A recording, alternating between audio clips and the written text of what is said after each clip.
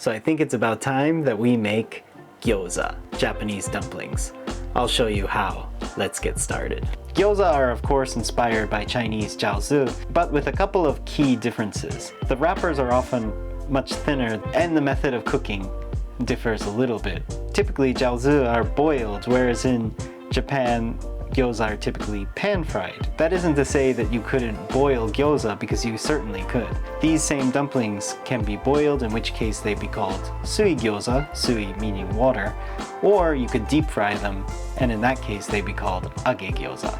But today we'll just do a simple pan fry. We'll be using the standard gyoza wrapper. These are available in nearly every Japanese supermarket, big or small. There is certainly no shame in using pre-made wrappers like this.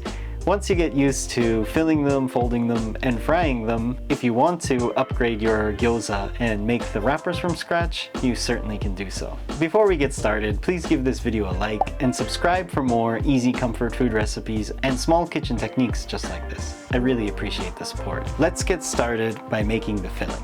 We will be using ground meat, in this case pork, but you can use what you like or what's available to you. You could also add some seafood like minced shrimp. So place your ground meat in a bowl and let's prepare the other ingredients. We will be dicing up some hakusai or napa cabbage. Chop this up as finely as possible, then add it to the meat. So next, let's chop up some garlic chives. These are called Nira in Japanese. If you can't get Nira, diced green onions would be fine too. Add the Nira into the meat. I'll cut up some green onions anyway to use in our dipping sauce. For the aromatics, I'll grate some ginger and garlic directly into our meat. We have some hakusai, nira, ginger, and garlic. For the seasoning, we will use a tablespoon each of sake and soy sauce, and 2 teaspoons of sesame oil, as well as a little salt and pepper. Let's give that all a mix. To bind the meat together, you could use an egg like you would with meatballs, but I find that just katakuriko, that's starch, works nicely to bind and keep the meat juicy. Mix all this together thoroughly until it's like a paste. Just like this. Okay, now we have everything ready. We have our wrappers, our meat mixture, and a little cup of water standing by. Grab a wrapper, place it in the palm of your hand, and place in a spoonful of meat mixture in the center of the wrapper. Be careful not to put too much. They will become harder to close or they may burst when cooking. Dip your fingers in water and paint the edges of the wrapper. There are several ways to crimp them shut, but I like to fold them in half and then crimp from one edge to the center and then do the same on the other side. One side of the gyoza will have pleats and the other one will be flat, just like that. These pleats will be essential for holding on to the dipping sauce.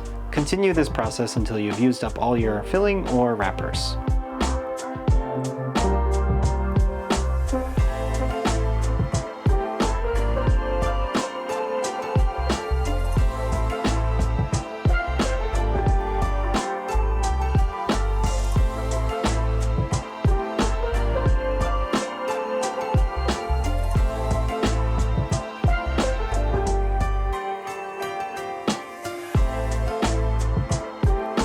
These freeze very nicely, so freeze what you'd like to save, and then you can fry them straight out of the freezer in the frying pan whenever you want. Just be sure to freeze them on a flat surface like this, and then once frozen you can transfer them into a freezer bag. That way they don't all get frozen together. Okay, let's fry our gyoza. We'll heat up a large frying pan with a little vegetable oil. We'll put them in 2 rows.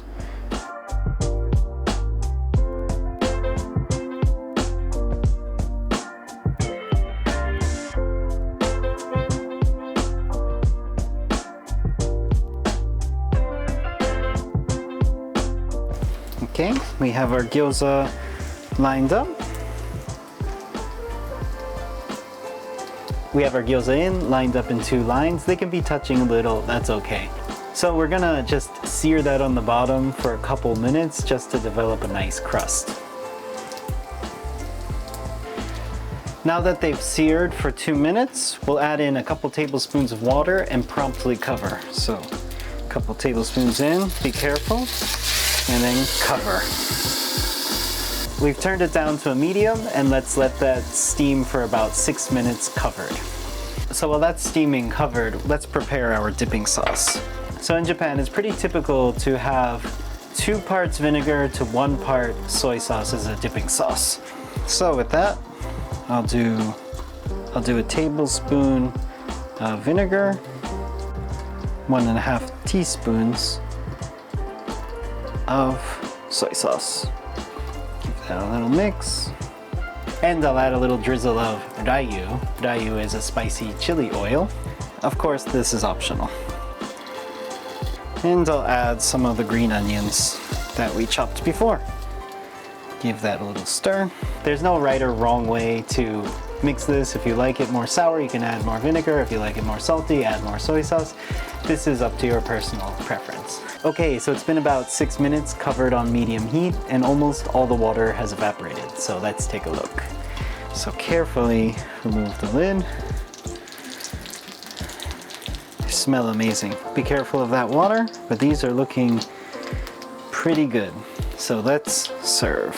Okay, so to serve, you could just use a spatula and take these out of the pan, or you can serve them directly on a plate. So make sure there's not too much water or oil left in the pot, and take your plate and drop them onto the gyoza like that.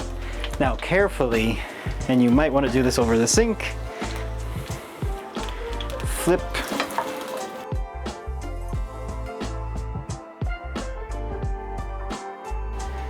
and there we have it. Some beautiful pan-fried gyoza. Let's give them a taste.